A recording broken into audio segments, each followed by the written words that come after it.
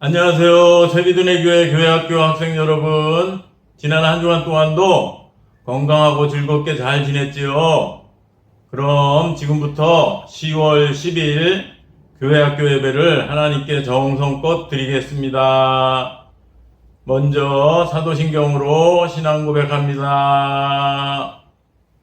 나는 전능하신 아버지 하나님 천지의 창조주를 믿습니다. 나는 그의 유일하신 아들 우리 주 예수 그리스도를 믿습니다. 그는 성령으로 잉태되어 동정녀 마리아에게서 나시고 본디오 빌라도에게 고난을 받아 십자가에 못 박혀 죽으시고 장사된 지 사흘 만에 죽은 자 가운데서 다시 살아나셨으며 하늘에 오르시어 전능하신 아버지 하나님 우편에 앉아 계시다가 거기로부터 살아있는 자와 죽은 자를 심판하러 오십니다.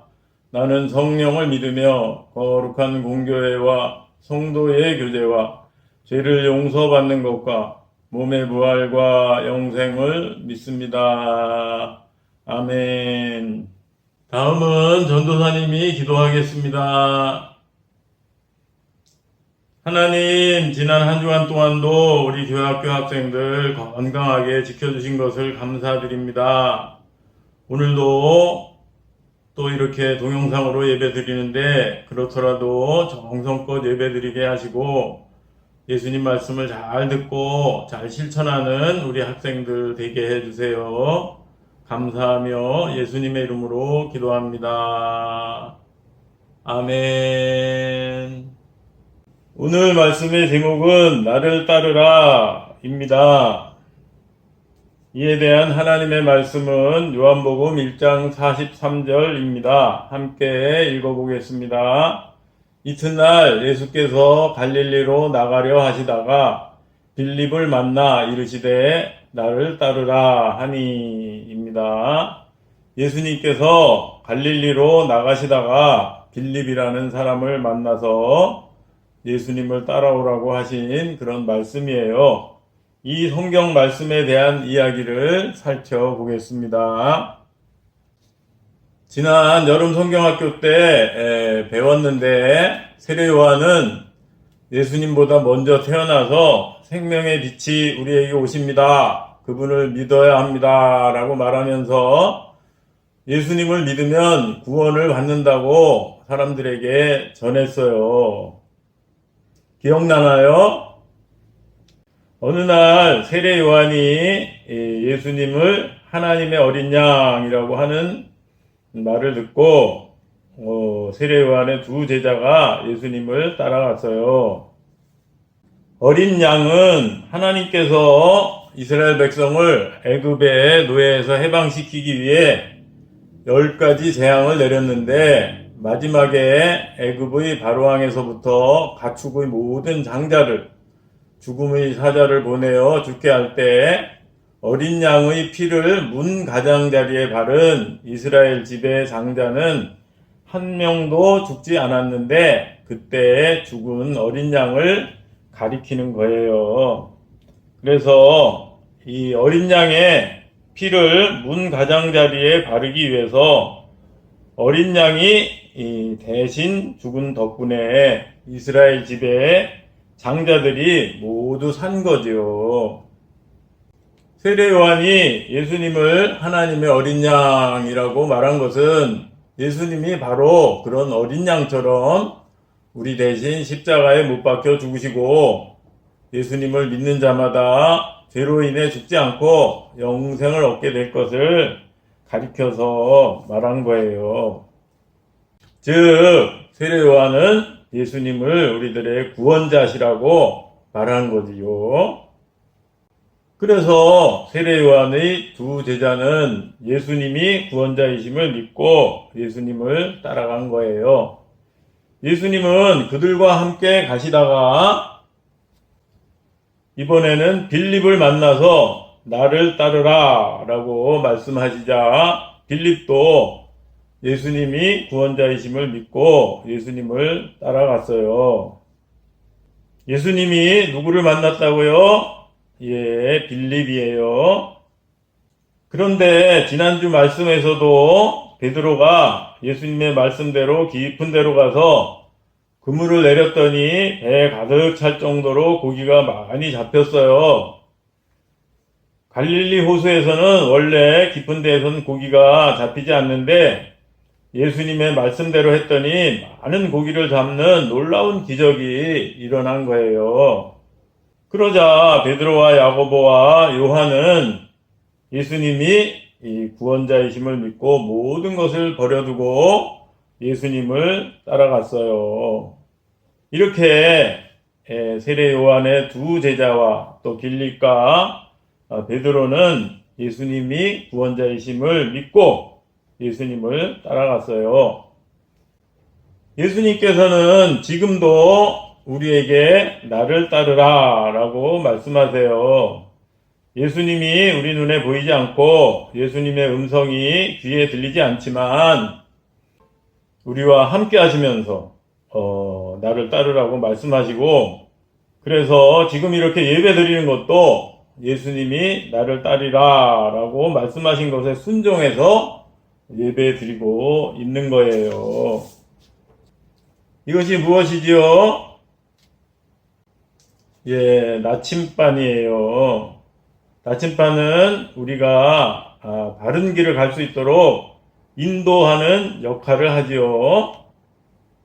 아버지와 아들이 산에 갔다가 그만 길을 잃었어요.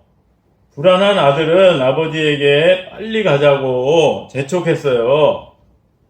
그러나 아버지는 지도와 나침반을 들여다보면서 천천히 길을 찾아서 산을 내려왔어요. 그리고는 아들에게 말했어요. 인생에 있어서 얼마나 빨리 가느냐는 그렇게 중요하지 않단다. 더 중요한 것은 인생의 방향이란다. 라고요. 이렇게 나침반은 우리가 길을 잃었을 때 바른 길을 찾아주는 역할을 해요. 우리가 어두운 세상에서 살아갈 때 올바른 방향으로 인도하는 나침반 역할을 하시는 분이 바로 구원자이신 예수님이세요. 요한복음 14장 6절에서는 예수께서 이르시되 내가 곧 길이요 진리요 생명이니 나로 말미암지 않고는 아버지께로 올 자가 없느니라 라고 말씀하고 있어요.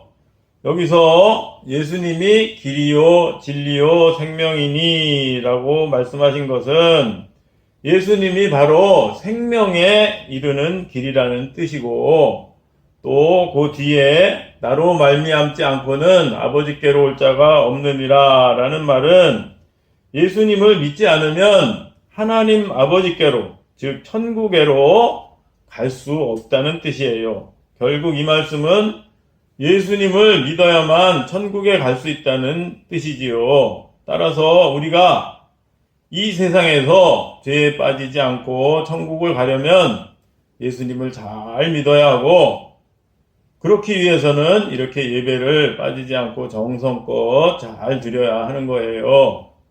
그것이 바로 예수님을 따라가는 길이에요.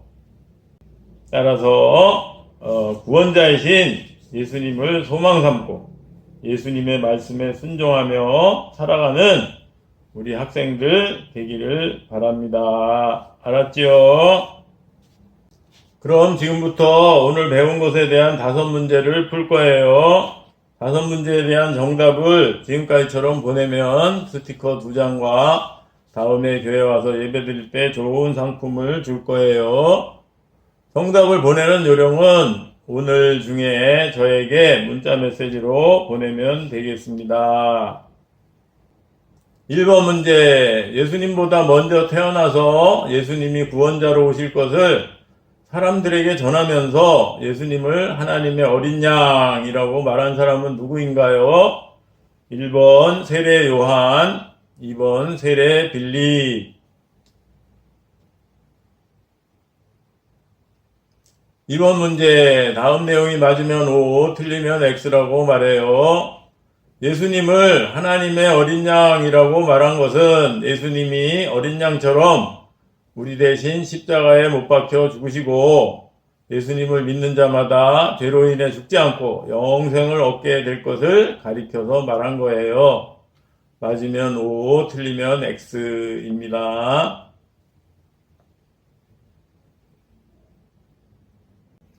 3번 문제. 예수님은 세례 요한의 두 제자와 함께 가시다가 누구를 만나 나를 따르라고 말씀하셨나요?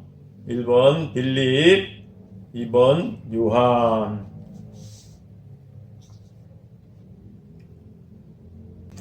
4번 문제. 세례 요한의 두 제자와 빌립과 베드로는 예수님이 어떤 분이심을 믿고 예수님을 따라갔나요?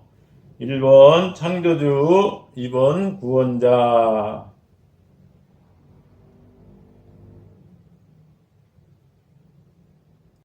마지막 5번 문제. 다음 가로 안에 알맞은 말은 무엇일까요? 예수께서 이르시되 내가 곧 무엇이요 진리요 생명이니 나로 말미암지 않고는 아버지께로 올 자가 없느니라. 요한복음 14장 6절. 1번 길, 2번 문. 문제 잘 풀었나요? 그럼 함께 기도하겠습니다. 하나님, 오늘은 세례 요한의 두 제자와 빌립과 베드로가 예수님이 구원자이심을 믿고 예수님을 따라갔다는 것을 배웠어요. 우리 친구들도 구원자이시고 우리의 나침반이 되시는 예수님을 잘 따라가게 하시고 또 예수님을 따라가기 위해 예배도 정성껏 열심히 드리고 예수님의 말씀에 순종하며 착하게 살게 해주세요. 코로나19에 걸리지 않게 해주시고 학교도 즐겁고 보람있게 잘 다니게 해주시고 공부도 잘할 수 있도록 지혜를 더하여 주세요. 감사하며 예수님의 이름으로 기도드립니다. 아멘. 끝으로 주기도문으로 예배를 마칩니다. 하늘에 계신 우리 아버지, 아버지의 이름을 거룩하게 하시며 아버지의 나라가 오게 하시며 아버지의 뜻이 하늘에서와 같이 땅에서도 이루어지게 하소서. 오늘 우리에게 일용할 양식을 주시고 우리가 우리에게 잘못한 사람을 용서하여 준 것 같이 우리 죄를 용서하여 주시고 우리를 시험에 빠지지 않게 하시고 악에서 구하소서. 나라와 권능과 영광이 영원히 아버지의 것입니다. 아멘. 오늘도 예배를 정성껏 잘 드렸나요? 그럼 한 주간 동안도 오늘 말씀처럼 우리의 나침반이 되시는 예수님을 소망 삼고 착하게 씩씩하게 잘 지내길 바라요. 그럼 한 주간 동안도 건강하고 즐겁게 잘 지내고 다음 주에 반갑게 만나요. 안녕.